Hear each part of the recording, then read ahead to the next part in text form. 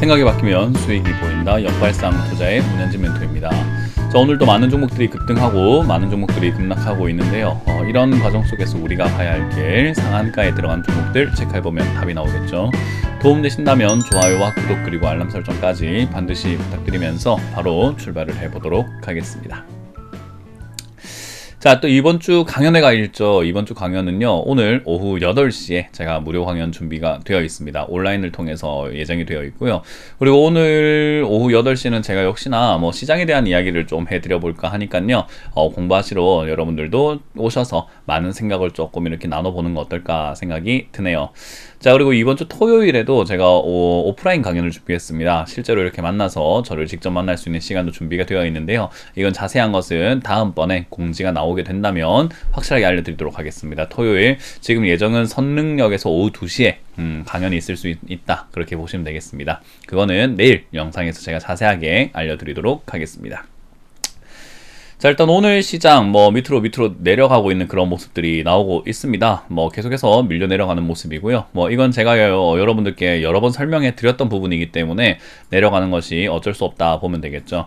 일단 2200포인트까지는 저는 밀리지 않을까라고 생각을 하고 있고요. 이렇게 봤을 때 저는 외국인들이 돌아올 것이다 라고 예상이 듭니다. 왜냐하면 환율이라고 하는 부분이 1300원 선을 자꾸 지키려고 하는 모습이 보여요. 그래서 1300원을 만약에 지키게 된다면은 이제 환차익을 노리기도 하고 주식도 많이 떨어졌기 때문에 주식시장에서의 매수를 노리는 어떤 외국인들과 여러가지 흐름들이 좀 나와줄 것 같거든요. 그래서 외국인들이 한번 들어올 때가 됐다. 그래서 2200까지 밀리면 주가도 싸고 환율이 만약 여기서 1300원까지 올라갔다가 떨어지기 시작한다면은 외국인들 입장에서는 원화를 제일 싸게 많이 살 수 있었던 시기가 지금인 거잖아요. 그러니까 제일 싼 가격인 거죠. 그래서 그걸 동시에 노릴 수 있는 자리가 2200일 것 같다라고 보여지거든요. 그래서 외국인들이 들어올 가능성이 있다 보여지니까요. 그러면 바닥은 잡힐 수 있겠다 생각이 듭니다. 어쨌든 그때까지는 반대매매라든지 손절 이런 물량들이 계속해서 나올 수밖에 없지 않나, 그렇게 파악을 해주시면 좋을 것 같습니다. 자, 어찌됐든 이제 그런 부분에 있어서 2200까지 내려갔다가 올라가는 그림이 나왔을 때는 저는 2800 또는 3000까지 올라갈 수 있다라고 보기 때문에 일단 2200으로 예상을 한번 해보는데, 저기서 패닉이 나오게 된다면 2000까지도 밀릴 수 있을 것 같아요. 그거는 저도 예측할 수 없는 범위이기 때문에 패닉이 나올지 안 나올지는 조금 더 시장 분위기를 지켜봐야 되지 않나, 그렇게 보시면 되겠습니다. 어쨌든 이제 이런 과정에서 여러분들 종목들 계속해서 빠져내려가고 있을 거란 말이에요. 그러나 또 급등하는 종목들이 있어요. 그러다 보니까 여러분들 종목을 손절하고 막 이렇게 급등하는 종목으로 매수하시는 분들도 있는데, 저는 그러진 않았으면 좋겠습니다. 항상 말씀드리지만 보통 이런 식으로 급등 나오는 종목 중에서는 이렇게 안 좋은 장에서 급등 나오거나 우상향하는 기업들 중에서는 좋은 기업이 별로 없어요. 왜냐하면 이게 시장은 되게 공평한 게, 장이 안 좋을 때 올라온 기업들은요 다 빠지게 되어 있고요. 장이 안 좋을 때 올라갔던 기업은 이렇게 장이 좋아지게 되면 전부 다 박살 나거든요. 그래서 저는 여러분들이 우상향하는 기업을 굳이 살 이유가 없다라고 말씀을 드려보고 싶은 거죠. 그래서 참고하시길 바라겠고요. 지금 일단 앞타머스 아이언스라는 기업이 상한가, 레몬이 상한가 들어가 있는 걸 확인할 수 있고요. 그리고 10% 이상 올라오고 있는 기업은 9종목이 보여지네요. 위성 관련주 역시나 이제 위성 발사, 이것 때문에 이제 테마가 만들어지고 있는 것 같고요. 10% 이하로 빠지고 있는 기업들은 노토스부터 해서, 노토스는 당연히 이렇게 될 만한 기업이었죠. 이상 급등 현상이 있었기 때문에 사실 이런 식으로 떨어지는 것이 당연하다라고 보여지고요. 그리고 10% 이하로 빠지고 있는 기업 중에서는 장이 안 좋다 보니까 43종목이나 10% 이하로 빠지고 있는데, 오늘은 이제 급등 나왔던 기업들 위주로도 많이 빠지고 있지만 사실은 별 문제가 없는데도 빠지고 있는 기업들도 좀 많아요. 근데 이게 오늘만 이럴 게 아니라 아마 내일도 모레도 계속해서 이런 현상이 나타날 가능성이 높습니다. 그래서 여러분들이 종목이 빠진다고 너무 괴로워할 필요까지는 없는 시장이에요. 그래서 내 종목이 왜 이렇게 많이 빠지지 하고 겁낼 이유도 별로 없고요. 그냥 분위기가 안 좋다라고 생각하시면 되거든요.